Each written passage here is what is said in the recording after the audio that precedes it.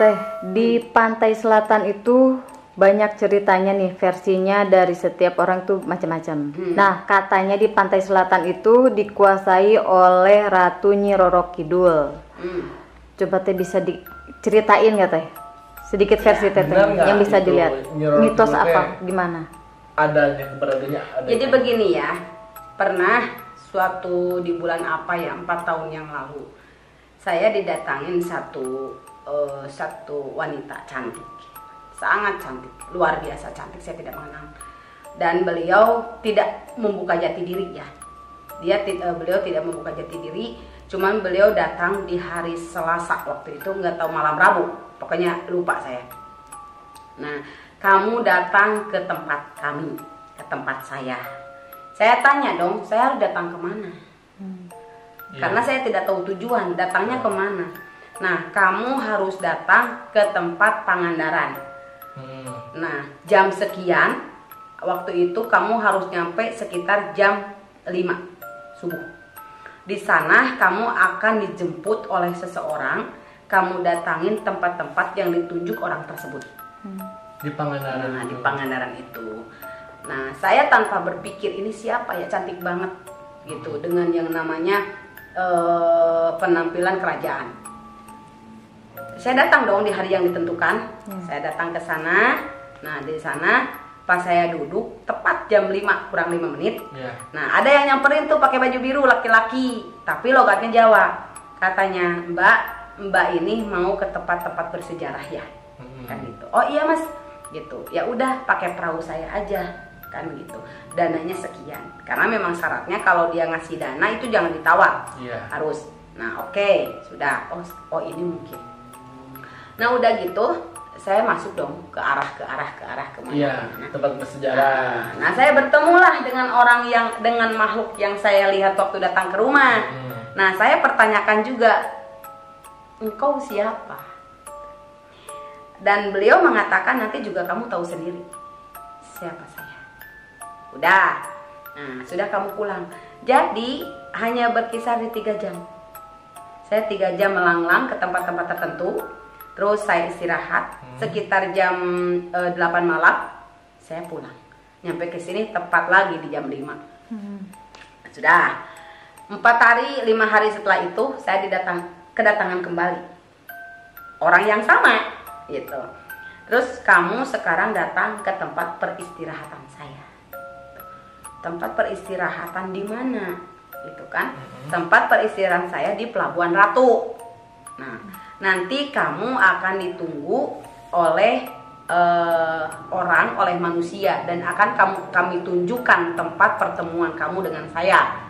Nah, akhirnya saya datang dong. Nah, di situ saya menemukan satu laki-laki yang tinggi gede pelontos. Dia mengatakan waktu itu saya salah jalan, salah tempat. Saya pikir ini tempatnya karena memang menghadap pantai, ternyata salah. Dan dia itu nunjukin ini tempatnya, bukan ini, kan? Nah, di situ saya masuk, saya istirahat, saya makan, saya mandi biasa. Pas tepat jam 2, saya lagi jam 2 malam, tengah malam, jam 2, di situ di tengah-tengah laut ada seperti kuda kencana ya, dengan kuda 9.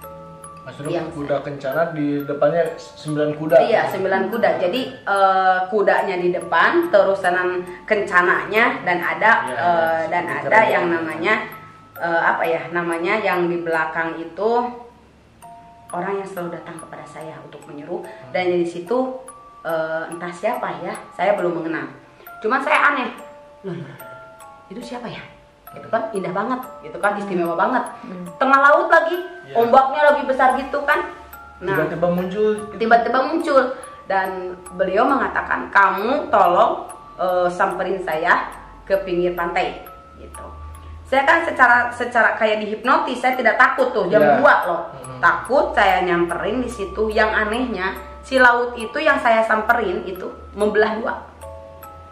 Jadi kayak ombak kan kayak begitu tuh, kalau ombak, ya kan. Nah, kalau saya nyamperin, jadi si ombak tuh belah gitu. Jadi seakan saya tuh dikasih jalan. Nah, pas saya kayak yang di film gitu. Kayak di film-film kayak Nabi Nuh gitu ya. Walau alam, saya tidak bisa menyamai itu. Cuman istilahnya saya ke situ, di tengah-tengah saya mau lebih dalam, mereka bilang mundur kamu, mundur lah, saya teh mundur, dan saya terus harus berjalan mundur sampai di tempat yang seharusnya saya berhenti. Nah, otomatis saya bertanya dong, kalian siapa? Saya pengen mengenal kalian karena udah beberapa waktu kalian menemui saya terus gitu. Ya terus Gitu. ada kejadiannya? Nah, yang satu saya melihat seorang wanita berukuran badan 175 dengan berat badan berkisar di antara 60 kilo yang saya lihat, berkuning langsat dengan baju yang namanya baju brokat berwarna putih dan dengan variasi mutiara putih dengan gelung dan kayak begini, kayak di itu permata di situ, dan dia memakai tongkat berwarna putih juga, tapi putih bening gitu ya, yang di dalamnya kayak ada awan. Nah, saya bilang, Anda siapa? Saya penguasa pantai selatan. Beliau bicara seperti itu? Ya, saya penguasa pantai selatan yang akan mendukung setiap gerakan langkah pertolonganmu kepada sesama manusia. Dan itu siapa? Kan gitu. Itu siapa yang pegang gitu. Karena yang pegang itu cantik banget dengan rambut terurai ikal, dengan mata sayu, dengan bulu mata yang lentik, hidung yang sangat indah, bibir yang sangat seksi, kulit yang sangat sempurna. Saya mengatakan itu siapa? Itu adalah anak saya yang akan selalu membantumu kalau kamu ada yang harus dibantu. Dan ini adalah anak saya yang mewakili saya di pantai laut selatan. Yang bisa disebut Nyi Roro Kidul. Nah, saya bilang, Anda siapa dan ini siapa? Ya. Yang kamu lihat memakai baju hijau adalah kepercayaan saya, anak angkat saya yang bernama Nyi Roro Kidul. Di situ saya, oh ini ya, gitu kan? Oh ini, karena memang kelihatan banget gitu. Tapi saya tidak bisa menggambarkan sebendetil, cuma sepintas selalu aja gitu mereka hadir. Dan yang pakai baju putih itu selalu mengatakan bahwa saya penguasa di paling dasar. Ya. Gitu, yang namanya Bunda Ratu. Jadi Bunda Ratu dengan Ratu Nyi Roro Kidul beda. Beda. Kalau Bunda Ratu yaitu memperkenalkan diri kepada saya bahwa penguasa mutlak syariatnya yang diciptakan Allah secara kasat mata untuk menguasai wilayah pantai selatan. Kalau Nyi Roro Kidul anak angkat dari Bunda Ratu yang dipercaya istilahnya bisa darat ke darat bisa, ke lautan bisa. Berarti Nyi Roro Kidul itu ratu kebijakan. Ratu kebijakan. Jadi segala sesuatu itu betul-betul dilakukan dengan bijak. Tadi ada nama angkat berarti dari golongan manusia berarti dulunya. Ya mungkin, walau alam, karena saya tidak mendetil. Karena waktu itu terjadi hanya sepersekian detik. Tapi saya bisa memahami di setiap kata-kata dan pandangan mereka. Iya. Jadi Bunda Ratu sama Ratu Nyi Roro Kidul itu berbeda berarti ya. Dua orang yang berbeda berarti. Benar adanya. Ya kalau menurut saya, secara saya memiliki silaturahmi dengan mereka, secara saya memiliki indera keenam atas izin Allah, ya bagi saya itu benar, bukan mitos. Tapi kalau kita bahas pertanyaan ke orang lain bahwa itu nyata, ya walau alam. Karena kan mereka hidup di alam yang kasat mata, bukan di alam yang nyata. Jadi kalau AA bertanya kepada saya katakan emang benar karena saya mengalami. Tapi kalau AA bertanya kepada siapapun, paling juga nggak tahu. Gitu. Iya betul. Jadi sebegitu Allah menciptakan sempurna di dunia ini. Jadi hal yang saya lihat itu sebuah pembelajaran hidup. Apa yang saya lihat, apa yang saya bincangkan, apa yang saya dengar itu, ya mungkin tidak semua orang bisa seperti ini. Gitu. Iya. Ya mungkin semua orang juga menginginkan berdialog, berkomunikasi dengan sesuatu yang tidak terlihat. Pasti Gitu. banyak guru-gurunya. Nah, tadi yang disebutkan bedah roh itu, teteh pernah gak ngalamin gitu ya, masuk ke ranah kegoiban dalam artian ke istana-istana? Kalau gini ya, saya kan segala sesuatu hidup itu ada batasan, Ya. ya. Dimana saya harus masuk atau tidak, Ya. dimana saya diundang atau tidak diundang. Ya. Jadi kalau misalkan saya masuk ke ranah alam yang tidak terlihat dan mereka itu mengundang saya melihat dulu dong tujuan mereka Ya. apa. Karena kalau misalkan kita terlalu mengikuti alur yang mereka inginkan juga kita tidak boleh Tidak juga. bagus, ya. Tidak boleh. Segala sesuatu itu melalui dari kontrol atau cara menerima kita terhadap makhluk yang tidak terlihat. Kebetulan selama saya menjadi sesuatu, saya menjalani aktivitas saya dengan dialog yang tidak pernah mereka lihat dan saya lihat, saya tidak pernah berani untuk apa ya, untuk mendatangi, terjun langsung ke wilayahnya. Saya tidak berani karena beda dengan kita loh, gitu. Mereka itu beda dengan kita. Beda. Jadi kalau misalkan kita masuk ke ranah mereka, itu ya kita satu di antara dua, kembali lagi atau tidak, kan gitu. Tapi Jadi itu bentuknya kerajaan atau kayak gimana? Atau seperti ya yang saya minta kepada Allah ya, dan saya minta kepada syarat mereka itu, kalau memang kamu mengundang saya, itu tujuannya apa? Dan kalau misalkan kamu inginkan saya datang kepada tempatmu, tinggal saya lihat aja jarak di sini. Ya. Kan kalau yang namanya kasat mata itu tidak ada jaraknya, tidak ada waktunya, tidak ada tempatnya, bisa aja kan. Jadi saya tidak mau kemana enggak. Kalau misalkan ada makhluk halus yang mengatakan, Jungjunan, saya inginkan kamu hadir di tempat saya, kamu undang gitu untuk sesuatu yang luar biasa. Jadi saya bilang luar biasa saya itu kehidupan saya, dan luar biasa untuk kehidupanmu ya kehidupanmu, bukan kehidupan saya. Jadi kalau kamu ingin menyuruh saya untuk datang ke tempatmu, saya tolak. Karena apa? Saya udah tahu nih satu dua kemungkinan. Kalau misalkan saya terjun ke alamnya, berarti saya tidak mungkin dong balik lagi ke alam saya. Nah, sedangkan bagi saya Allah menciptakan saya dengan nyata. Dan kalau misalkan ada undangan dari mereka, ya saya tinggal mengatakan bahwa tujuannya apa. Kalau memang positif, ya kita duduk manis. Ya kalau negatif, ya untuk apa saya terima. Jadi pertanyaan tadi bahwa saya pernah terjun di kehidupan mereka. Sekarang saya sudah terjun di kehidupan mereka. Cuman saya selalu menolak undangan dari mereka. Gitu. Jadi saya tidak langsung tembus. Oh, istananya seperti ini. Oh, istana buta hijau itu seperti ini nih. Oh, istana ular itu seperti ini nih. Oh, istana itu saya tidak diberi penasaran ke situ. Cuma melihat dari kejauhan. Ya karena saya berpikir begini, karena mereka itu diberi kelebihan kesaktian sama Allah. Jadi apapun bentuknya kita bisa putar mata dia sama mereka mah. Jadi kemana aja kita bisa lihat aja asal dianya berkehendak aja gitu.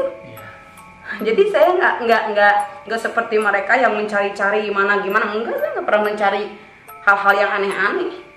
Tapi suasana di alam kegoiban itu dengan di kita perbedaannya seperti apa sih? Oh, sangat jauh banget. Jadi kalau kita kan ada matahari, ada bulan, ada siang, ada malam gitu kan. Tetangga. Nah, ada yang namanya ruang lingkup tetangga, ada rumah-rumah, ada pohon-pohon, itu sempurna lah. Nah, kalau di alam sana itu saya nggak lihat apapun. Yang saya lihat itu hanya yang namanya hamparan hijau, dengan di tengah-tengahnya itu ada yang namanya pohon pada besar, dan di bawahnya itu ada batu. Pohon besar, di bawahnya ada batu. Nah, tapi posisinya di tengah-tengah pematang gitu loh. Ladang gitu ya. Sepana.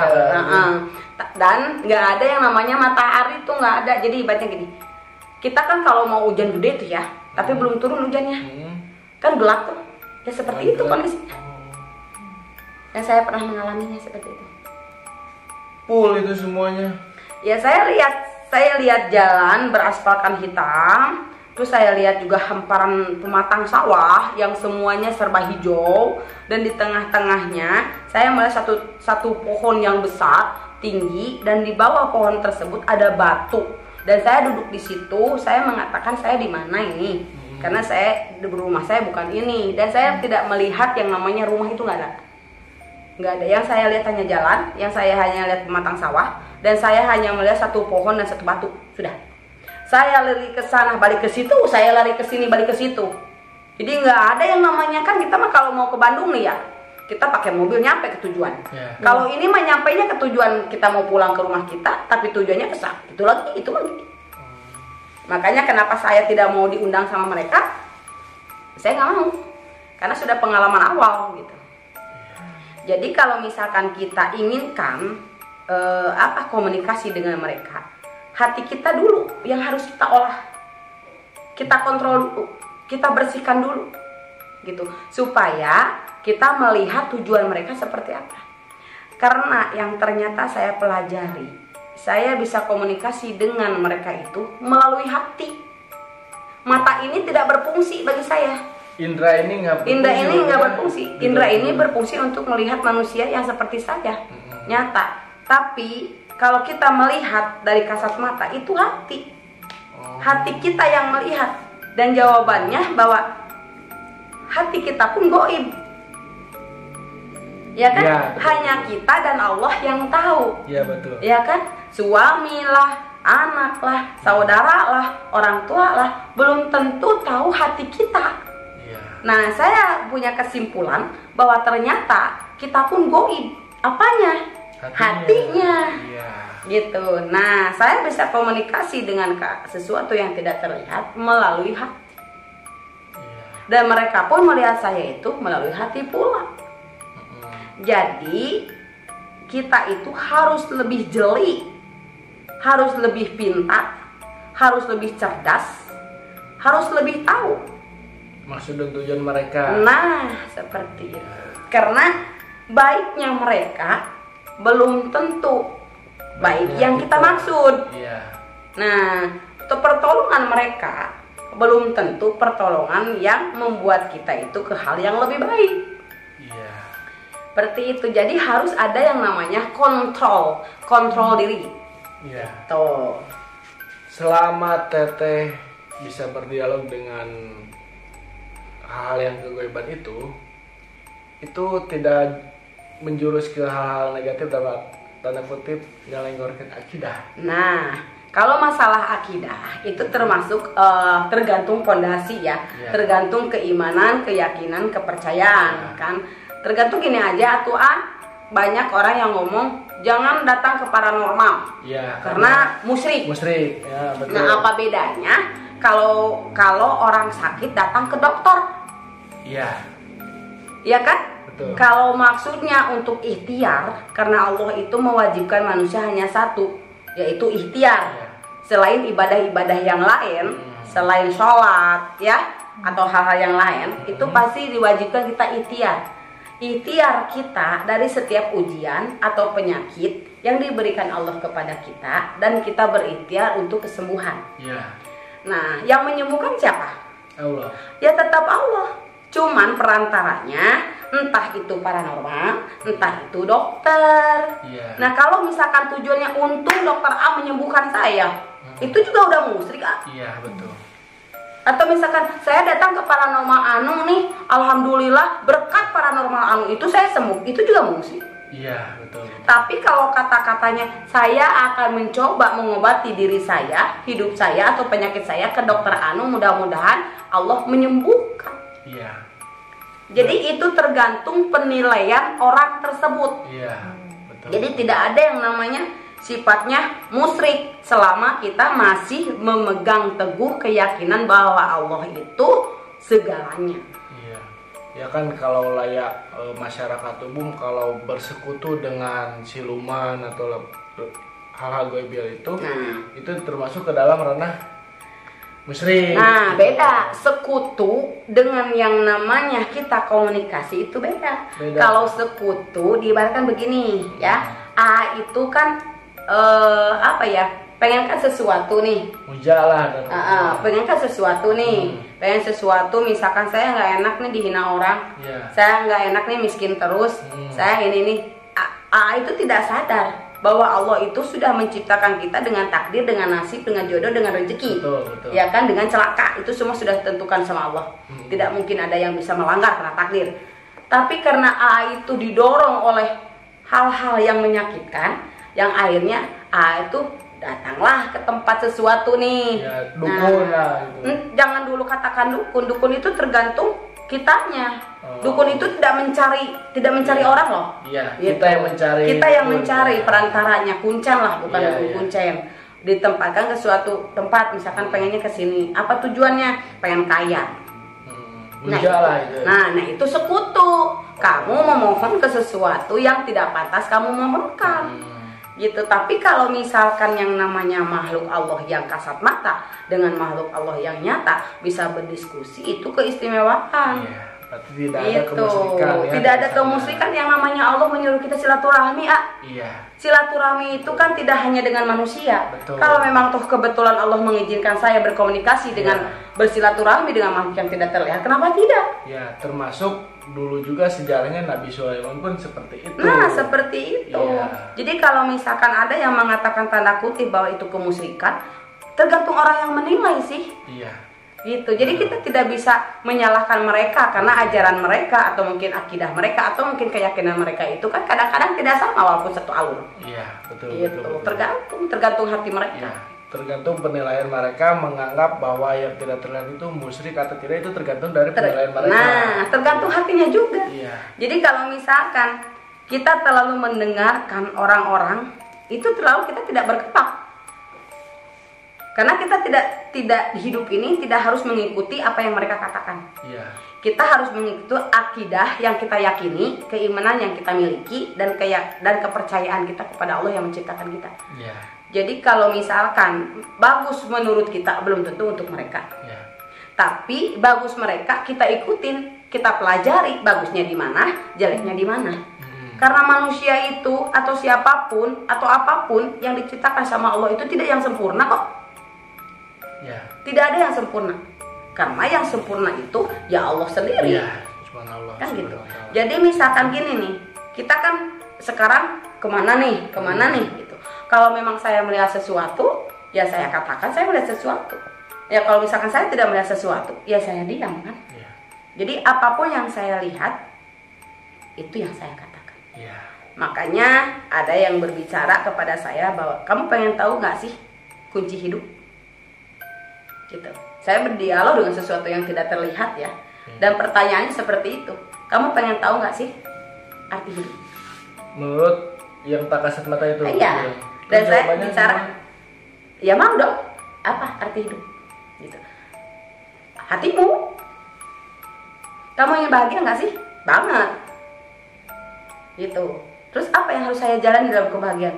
Ya hatimu. Karena ternyata hati adalah tolak ukur manusia bahagia atau menderita. Oh, jadi hati itu bisa penentu dari semua kelakuan dia sendiri berarti. Jadi gini, jadi hati itu tolak ukur kita melangkah kemana yang kita inginkan. Misalkan nih, kenapa sih orang itu sakit-sakitan ya? Kan gitu. Apa nggak jaga kesehatan apa ya? Kan gitu. Ternyata bukan dianya sakit-sakitan, tapi hatinya aja yang tidak bisa melalui proses kehidupan. Gitu. Sedangkan kita harus sadar nih bahwa hidup kita itu sudah ada yang menentukan, sudah ada yang menjamin. Yang menjamin itu yang menciptakan kita, yang menghidupkan kita di dunia. Iya. Terus apa yang menjadi masalahnya? Kalau manusia menjalankan kehidupan dan dia punya masalah, ya selesaikan toh. Karena Allah selalu memberikan solusi. Jalannya ya. Jalannya, tinggal kita mencari cara jalannya yang terbaik untuk diri kita. Nah, Allah selalu memberikan ujian. Karena di setiap proses kehidupan, ujian itu tidak mungkin lepas dari kita. Terlepas dari apa yang kita alami, terlepas dari apa yang kita dengar, terlepas dari apa yang kita lihat. Itu tergantung kita menyikapi dan mencari obatnya. Dan pengen tahu apa obatnya? Apa tuh obatnya? Hati juga. Hati juga. Jadi yang tak kasat mata bilang kepada Teteh, berdialog dengan Teteh, itu semua dari hati. Makanya kesehatan dan lain sebagainya itu tergantung dari hati. Jadi kenapa sampai Teteh tidak mau bergaul dengan siapapun? Kan Teteh termasuk orang rumahan ya. Jadi kalau kita tidak konten ya kita diam di rumah kan. Iya, gitu. betul. Karena bagi Teteh lebih baik, lebih enjoy berbicara dengan yang tidak terlihat daripada saya berbicara dengan orang yang nyata. Ya. Karena orang yang nyata kadang selalu menyimpang dari pembicaraan yang seharusnya dibicarakan. Ya. Tapi kalau misalkan makhluk yang tidak terlihat selalu inti dari kehidupan. Gitu. Dimisalkan begini, kamu itu pengen sehat nggak ya? Ya. Sehat mau. Kuncinya apa? Hatimu. Ya. Terus prosesnya apa? Pasrahkan dirimu, berjuang dalam kehidupan, berikhtiar karena kewajiban, dan satu, pasrahkan semuanya karena Allah. Iya. Gitu. Betul. Jadi kenapa Mantap. begitu banyak pertanyaan? Kenapa sih Erni itu tidak pernah seperti tidak pernah menderita? Seperti tidak punya masalah. Seperti tidak pernah mengeluh, gitu loh. Ya. Apapun yang kejadian di kehidupanmu yang sebegitu istimewanya banget gitu, belum tentu orang lain bisa mengalaminya seperti saya. Ya saya bilang bahwa ini alur hidup saya, ini takdir yang harus saya jalankan, ini proses hidup nasib saya. Terlepas dari saya menikah dengan si A, menikah dengan si B, gagal lagi. Yang penting di saat saya bersama dengan orang-orang, saya mengistimewakan orang tersebut dan keistimewaan yang luar biasa. Ya. Karena saya yakin pertemuan itu pasti ada perpisahan. Ya. Entah namanya perpisahan kematian atau mungkin perpisahan karena perceraian. Tapi saya akan selalu mengistimewakan pasangan saya. Diibaratkan seperti itu. Itu kan proses ya. Ya. Nah, itu juga kan tergantung hati juga. Iya, betul.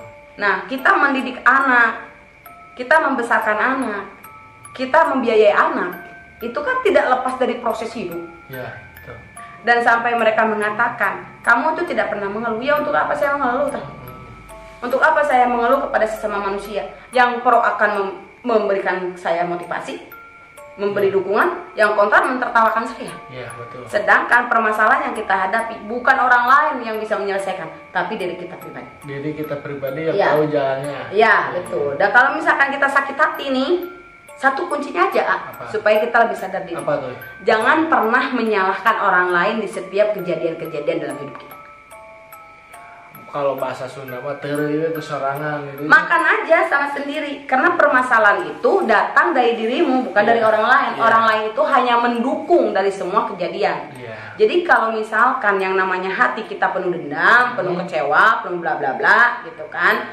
Nah, disitulah sakit. Iya. Nah, kalau misalkan kita sudah berusaha untuk berkomunikasi dengan orang-orang yang merasa tidak puas dengan apa yang kita lakukan, kita sudah A, B, C, terusan dia tetap aja dalam posisinya yang sama, kita hindari saja. Hindari aja, karena daripada kita terus berjuang, tapi orang yang kita perjuangkan terus meninggikan ego, yang pada akhirnya kita sendiri yang terpancing. Iya. Maka lebih baik menghindar saja. Oke. Gitu. Itu pelajaran yang sangat berharga. Cuman ada lagi pertanyaan nih. Teteh kan sebagai paranormal otomatis membantu orang yang lagi membutuhkan pertolongan ya, baik batinnya dari gangguan orang yang itu. Nah, yang saya pertanyakan itu gimana sih cara berobat? Pengobatannya maksudnya. Pengobatannya apakah menggunakan dupa seperti paranormal yang lain? Kalau saya sih lewat komunikasi ya. Komunikasi. Saya bicara hati ke hati. Jadi tidak memakai Tidak ada. apa namanya? Tidak ada, jadi alat. tidak ada persyaratan yang mengakibatkan seperti itu, tidak pernah. Jadi misalkan gini, ada satu pasien permasalahannya tentang cinta ibaratnya ya. Dia nangis karena cinta, dia nangis karena pasangannya tidak setia, dia bla bla bla. Yang saya bahas di situ, pertanyakan dirimu sendiri. Ya. Sebelum kau membahas pasanganmu, kamu harus berkoreksi diri tentang dirimu. Gitu. Kalau misalkan dirimu sudah mengatakan bahwa apa yang saya lakukan sudah semaksimal kemampuan saya, baru kamu pertanyakan kepada pasangan. Ya. Nah, terus kata si pasien mengatakan, saya sudah benar Erni, saya sudah begini. Coba kita lihat. Saya tatap matanya, saya tembus jantungnya, saya tembus hatinya, dan satu jawaban. Ternyata ego. Gitu. Ego. Jadi dua-duanya nggak bisa ngalah. Iya. Gitu. Dan akhirnya saya katakan bahwa satu hal yang harus kamu ingat, bahwa apapun bentuk permasalahan hanya kamu sendiri yang bisa ya cari solusinya, apalagi dengan pasangan. Kalau masalah takdir itu sudah penentu dari Allah. Cuma kalau masalah ikhtiar yang nentuin kamu. Gitu. Terus masalah penyakit nih. Anek dulu pernah ya ada penyakit yang namanya di perutnya besar, di belakangnya besar, gitu. Jadi kayak balonnya pakai air, yang diisi air. Itu tubuhnya aja udah 30 kilo waktu itu. Orang tua lain. Bla bla bla. Saya lihat, saya nggak pernah nyalain orang lain. Saya hanya mengatakan bahwa ini segala sesuatu terjadi karena ujian Allah. Allah lagi menguji tentang rumah tangga kita, tentang ekonomi kita, tentang kehidupan kita. Yang penting itu kamu itu sehat. Tapi kan begitu banyak tuntutan tuh dari pasien. Ya memang kalau misalkan saya udah ke dokter loh Teh Erni, kata dokter di rongsen apa-apa, di scan apa-apa sehat loh. Saya pengen tahu dong penyebabnya. Nah kalau kamu pengen tahu penyebabnya, sembuh dulu kamunya. Mudah-mudahan dengan syariat saya mengobati kamu, dengan saya menolong kamu, Allah mengizinkan syariat-syariat saya kamu sembuh. Nah kalau misalkan kamu sembuh, udah jelas sembuhnya, berarti tidak ada dendam dong. Yang penting kamu sehat dulu, karena tujuan kamu datang ke sini kan untuk meminta kepada Allah sehat, bukan kepada saya. Kalau kepada saya manusia biasa, kan gitu. Nah ini saya buka semua. Jadi saya buka semua setelah penyembuhan. Jadi cara pengobatannya itu ya dengan cara seperti itu, berkomunikasi saja dari hati ke hati. Jadi tidak ada yang harus ada kemenyan, ada gimana, enggak. Saya nggak pakai itu. Saya ngobrol doang seperti saya ngobrol dengan A saat ini. Cuman lebih masuk lagi yang Teteh lihat itu selain dari ucapan benar. Ya karena kan kita karena gini ya, kebanyakan yang lain-lain itu kan mendengarkan dulu keluh kesahnya si pasien nih. Kalau Teteh enggak. Jadi gimana? Kalau Teteh mah gini, tujuannya apa? Ibaratnya tujuannya udah stop dia. Nah nanti saya menggambarkan keseluruhan apa yang dia lakukan, apa di masa lalunya, apa ke depannya, atau dia sedang jalani, itu saya buka sendiri. Gitu. Saya gunakan telepati saya melalui hati. Teteh itu kan kalau pengobatannya secara non medis ya. Berarti kan Teteh juga bisa pengobatan yang secara medis. Kayak tadi kan nggak mau, takut operasi. Secara operasi nyata itu kan pisau sama jarum suntik aja segede-gede gaban ya Teh. Nah kalau cara pengobatan yang medis itu seperti apa? Kalau non medis kan Teteh berdialog langsung sama makhluk yang tidak terlihat. Tapi kalau pengobatan yang secara medisnya seperti apa Teh? Gimana ya? Jadi segala sesuatu yang saya lakukan selama saya menjadi paranormal itu di luar akal sehat semua Neng. Karena kalau saya mengatakan operasi dan saya menyanggupi, itu ada sesuatu bantuan yang tidak terlihat dari makhluk yang tidak terlihat. Dan saya menunggu jawaban tersebut. Kalau misalkan ada pasien nih, dalam posisi pasien repot banget gitu kan. Terus saya bilang, ya Allah ini ada bagian saya mengobati tidak? Dan ya Allah, ciptaan Allah yang kasat mata itu bisa bantu saya nggak? Kalau bisa, jawabannya seperti apa? Sanggup atau tidak? Nah kalau misalkan sanggup, ya mereka yang bekerja. Jadi mereka yang bekerja. Jadi di makhluk kasat mata itu juga ada dokter bedah. Ada dokter bedah, ada dokter spesialis ada. Semua ada. Jadi tinggal kita tunggu beberapa menit atau beberapa jam ada tidak yang hadir. Misalkan nih AA punya penyakit jantung. Nah, otomatis kan permohonan Teteh ke dokter jantung dong, ke dokter bedah. Nah, kalau yang ada hadir nih gitu, udah ada bagiannya, sanggup. Berarti Teteh itu cuma melihat aja gitu ya? Iya, sebagai perantara aja. Berarti Teteh ada yang mendampingi? Banyak, alhamdulillah. Banyak. Jadi misalkan kata itu pernah ya, saya ngobatin orang yang penyakit serviks, rahim, kanker. Secara ilmu medis itu sangat sudah di ini ya, atas rata-rata gitu. 50-50 lah gitu. Tapi saya bilang karena memang yang ngebantu saya bilang itu sanggup sok, biarin saya yang kerja. Gitu kan, ya tetap aja pembayaran ada kan, gitu. Harus kerja gini. Oke, sembuh, alhamdulillah. Cuman sayangnya setelah kesembuhan itu saya bilang bahwa ini akan terjadi seperti ini, tapi karena mungkin ada beberapa hal, satu di antara dua, sampai tidak terpenuhi dan akhirnya apa yang saya gambarkan terjadi. Jadi tipis nih. Jadi ilmu lahiriah dengan ilmu batiniah itu bisa gabung loh. Bisa gabung. Bisa kadang-kadang paranormal sekarang ini tuh pinter, sangat pinter. Jadi kadang kan si paranormal itu tergantung pasien yang datang loh. Iya. Itu pasien mau datangnya gimana, tujuannya apa, kan menginginkan sesuatu itu seperti apa. Itu jadi tergantung kita menyikapi keinginan si pasien. Karena di sisi lain paranormal tidak mencari pasien. Apa bedanya dokter juga tidak mencari pasien, toh pasien sendiri yang pada datang semua. Ya kan, orang yang sudah datang otomatis mungkin orang yang sedikitnya ikhtiar mencari pertolongan hakikatnya kepada Allah. Iya. Kan begitu. Benar nggak? Betul. Dan dengan cara-cara mereka dengan beda-beda itu tidak kita persalahkan. Toh punya ilmunya sendiri-sendiri, punya keahliannya sendiri-sendiri. Karena kalau datang kita kepada yang tidak punya ilmunya, ya itu kebodohan. Iya, betul. Gitu. Berarti di dunia kegoiban pun banyak dokter spesialis dan lain sebagainya. Nah, itulah keistimewaannya. Keistimewaan kenapa sampai kita bisa komunikasi dengan sesuatu yang tidak terlihat. Kita bisa meranah kemana aja. Yang penting menurut dia tuh, menurut mereka, cantiknya manusia itu satu dilihat dari hati. Kalau cantiknya manusia ke manusia itu dilihat dari yang namanya wajah. Diri kita, gitu, keadaan kita. Kalau mereka itu tidak melihat bahwa lu kaya, lu cantik, lu glowing, enggak gitu. Jadi cantik bagi mata mereka itu kita bisa mempercantik hati kita. Semisal cantik kita tuh seperti apa? Ya kita nggak usahlah banyak-banyak kepoin orang, kan gitu. Nggak usahlah kita bahas tentang orang gitu kan. Mau orang seperti apa, mau gimana juga itu urusan mereka. Yang penting kita mah menjalani hidup sesuai dengan koridor dan aturan gitu. Terlepas dari apa yang kita lakukan tuh hanya Tuhan yang tahu.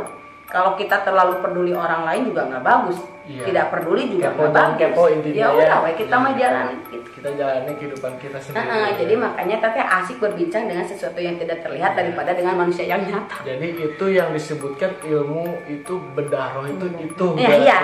Jadi bedah roh itu kita bisa berkomunikasi dengan makhluk ciptaan Allah yang dengan kasat matanya bisa berdiskusi dengan kita. Intermezzo teh. Takutan lihat makhluk yang kasat mata dalam artian kayak siluman, setan, apa lebih takut lagi ngelihat manusia teh? Saya lebih takut lagi melihat manusia. Saya lebih takut lagi karena ego manusia itu melebihi batas rata-rata. Kalau makhluk yang tidak terlihat itu sebetulnya nggak ada egonya, tergantung kita. Dan yang paling menakutkan, saya takut sekali sebuah pengkhianatan. Nah itu yang sangat saya takutkan. Itu manusia yang punya teh itu. Nah itu hanya manusia yang punya. Kalau makhluk kasat mata tidak berkhianat, tidak pernah berkhianat. Dia setia dengan sebuah komitmen dan perjanjian.